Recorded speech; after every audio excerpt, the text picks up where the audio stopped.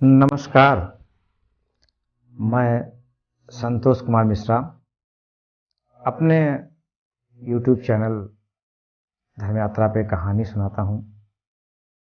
कृपया हमारा channel subscribe करें। आज हम आपको एक ऐसी कहानी सुनाने जा रहे हैं जिसमें बुद्धिमान होना कितना आवश्यक है। आप शिक्षा से पूर्ण हो, बुद्धिमान हो, साथ में चालाकी भी हो आपके अंदर। अगर चालाकी नहीं है तो आपकी शिक्षा और बुद्धिमत्ता आपको उस ऊंचाई तक लेकर नहीं जाएगी। चालाकी का अर्थ किसी को नुकसान पहुंचाना नहीं है।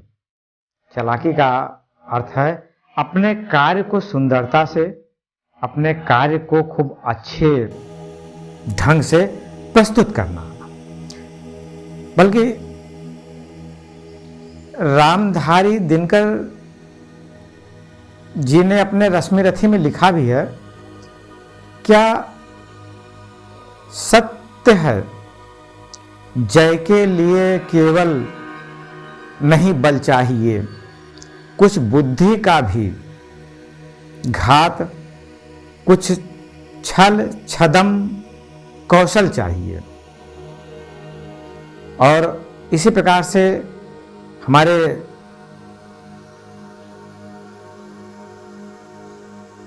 मानस के रचयिता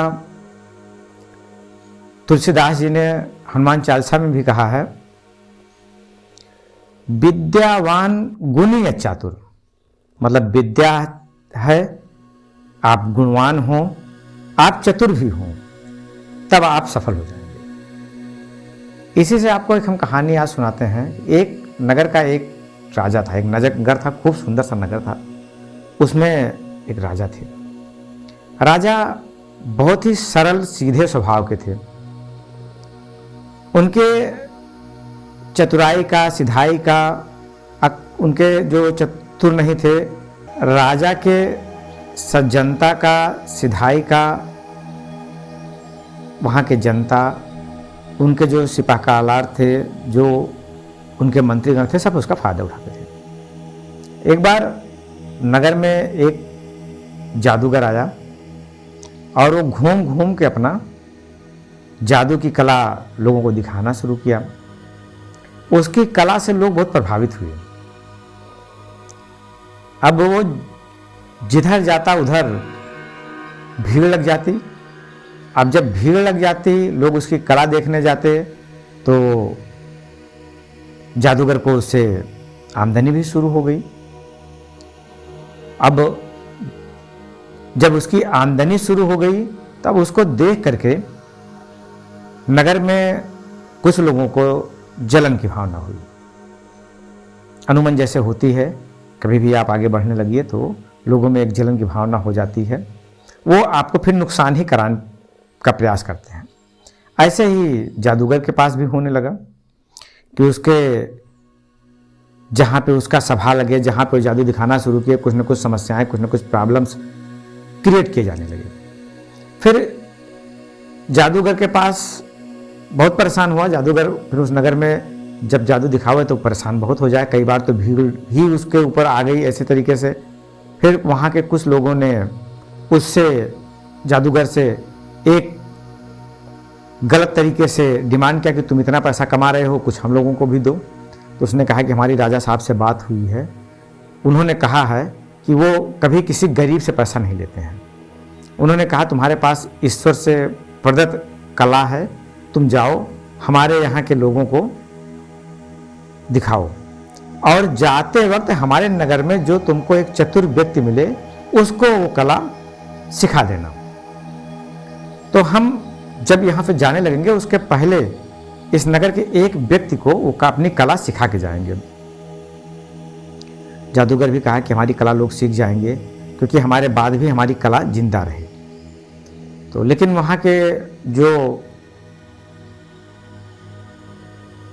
प्रबुद्ध जन क्या कहा जाए, या चालाक कहा जाए, या होशियार कहा जाए, वो उसको नहीं माने। उन्होंने कहा कि नहीं, आप अपनी कमाई का तय कर लीजिए कि इतना % हमको देंगे, अब आप दिखाइए जाइए जहाँ दिखाना हो।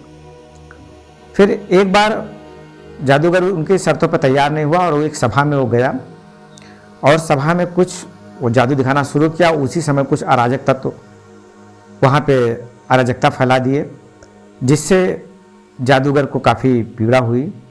जादूगर चोटिल भी हो गया और वो उस राज्य को छोड़ने का प्लान बना लिया कि हम इस राज्य को हम छोड़ करके चले जाएंगे। उस राज्य की विशेषता एक ये थी कि उस राज्य में पीने के लिए सिर्फ 2 कुएं थे। एक कुआं जो जिसका पानी राजा, मंत्री, वहाँ के जो बड़े लोग थे जो उस राजभवन के अंदर रहते थे वो लोग पीते थे। दूसरा कुआं नगर में था। नगर में उस कुएं का पानी आम जनता ले जाकर के पीती थी। जादूगर ने अपनी जादू की कला से उस कुएं के पानी में एक औषधि डाल दिया और वो डाल के चला गया। अब जब उस कुएं का पानी कोई पिए तो वो पागल हो जाए, विक्षिप्त जैसा हो जाए, तमाम अनाप शनाप हरकतें करने लगे। तो वहां पे ऐसे संख्या बढ़ती जा रही थी। तो राजा ने बुला के लोगों से पूछा कि क्या हो रहा हमारे राज्य में। तो लोगों ने कहा कि जादूगर आया था, उसने कुछ इसमें जादू कर दिया। अब तो कहे ऐसा तो नहीं हो सकता, जादूगर तो बड़ा शरीफ था, हमसे बात किया था, कुछ उसको दिक्कत तो नहीं हुई, कुछ प्रॉब्लम तो नहीं हुई। तो लोगों ने कहा नहीं, उसको कोई समस्या नहीं हुई। जादूगर को हम लोगों ने बड़े प्रेम से रखा था, लेकिन बड़ा बढ़िया उसका चल रहा था, बड़ा हमारे राज्य से बड़ा पैसा वो कमा के गया, लेकिन जाते जाते उसने बदमाशी कर दिया। राजा के भी समझ में आया कि जो मंत्रीगण कह रहे हैं वही सही है। फिर वहां पे राजा को समझाया कि चलिए हमारा कुआं तो बचा ही हुआ है, हम लोग जिसका पानी पी रहे हैं हम लोग पागल नहीं होंगे, बाकी पब्लिक पागल हो रही है तो होने दीजिए, आम जनता है पागल हो रही है। राजा भी समझ में आया कि हाँ ठीक ही कह रहे हैं, हम लोग तो पागल नहीं हुए, जनता पागल हो रही है। ऐसे धीरे धीरे करते हुए वहां के जनता, जितनी जनता थी सब पागल हो गई। कुएं का पानी पीना मजबूरी था, कोई और रास्ता था नहीं, तो सारी जनता पागल हो गई। जब सारी जनता पागल हो गई तो सब मिल करके राजा के दरबार में पहुंचे। भीड़ इकट्ठा हुई, कहे ये राजा नहीं है। लोगों ने कहना शुरू किया, नारेबाजी शुरू कर दिए। अब कहे इनको हटाओ, ये राजा हो ही नहीं सकते, ये हमारे यहाँ के राजा है ही नहीं है हम लोगों के।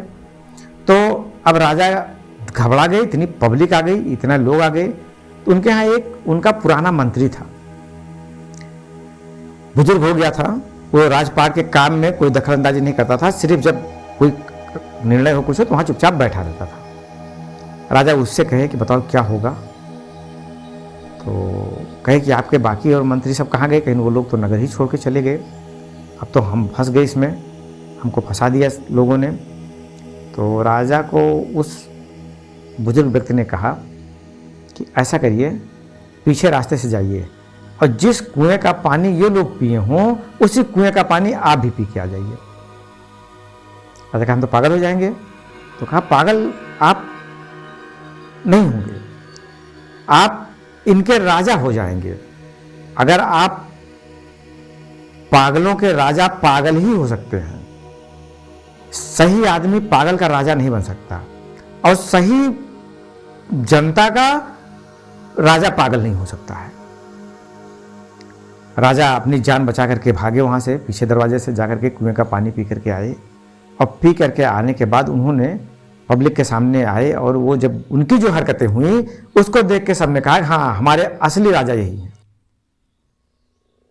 क्योंकि यही हम सबके राजा हैं, इसके पहले वाले जो थे वो हम लोग के राजा नहीं थे। तो उस बुजुर्ग व्यक्ति ने कहा कि यहां तो राजा भी पागल हो गए हैं, जनता भी पागल हो गई हो, किया क्या जाए। तो उस जादूगर को ढूंढिए। फिर वो जादूगर को खुजवाया गया। जादूगर आया।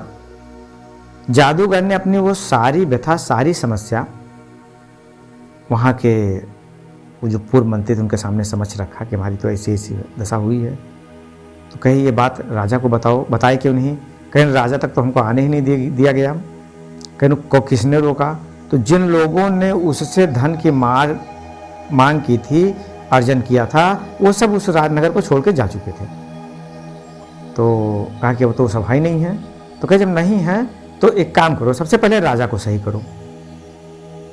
उसने अपने जादू के संदूक से एक बोतल निकाला, उसमें से एक बूंद पानी राजा के मुंह में डाल दिया। राजा सही हो गए। फिर राजा को सारी बात बताई गई। तो उन्होंने कहा कि अब हो क्या सकता है इसमें, ऐसा हमारी जनता को भी सही करिए। जो बुद्धिमानी, जो यहाँ पे दुष्टता किए, जिनके वजह से ये हरकत हुई, वो तो चले जा चुके हैं। तो उसने कहा कि राजा साहब, ये आपके सज्जनता का फायदा लोगों ने उठाया है। आपको अपने आदमियों पे पूर्ण विश्वास करने के साथ साथ कुछ और लोगों को भी नगर में के संपर्क में रखना चाहिए था, जिससे आपको सही बात का पता तो लगता। तो राजा ने अपनी गलती का एहसास हुआ कि हाँ, हमने गलती किया। हम अब नगर के भी लोगों से, जनता से भी मिलेंगे, जनता की भी समस्याएं सुनेंगे और कहे हमारी जनता को सही करिए। तो वो गया जादूगर और उसी कुएं में दूसरे 2 बूंद पानी डाल दिया अपने पास, अपने जो जादू के बॉक्स में रखा था निकाल के। फिर उस कुएं का पानी जैसे जैसे लोग पीते गए वैसे वैसे सही होते गए। उसके बाद राजा अपने जनता से मिलना, बातचीत करना, संपर्क रखना शुरू कर दिया और बुजुर्गों को अपने साथ ले लिया, बुद्धिजीवियों को अपने साथ ले लिया। उससे उसका राजपाट खूब बढ़िया, खूब सुंदर सा चलता रहा और वो अपना सारा कार्य को बढ़िया से दायित्वों का निर्वहन कर रहा था। इसी प्रकार मित्रों, आप भी किसी एक पे भरोसा कहीं पे नहीं करने लायक होता है। जीवन में अपने नज़दीकियों से, अपने करीबियों से, अपने पास लोगों से मिलते जुलते रहिए, जिससे आपको सच्चाई का, यथार्थ का पता लगता रहेगा और आप भी खुश रहेंगे, आपसे जुड़े व्यक्ति भी खुश रहेंगे, किसी को कष्ट नहीं पहुंचेगा। नमस्कार।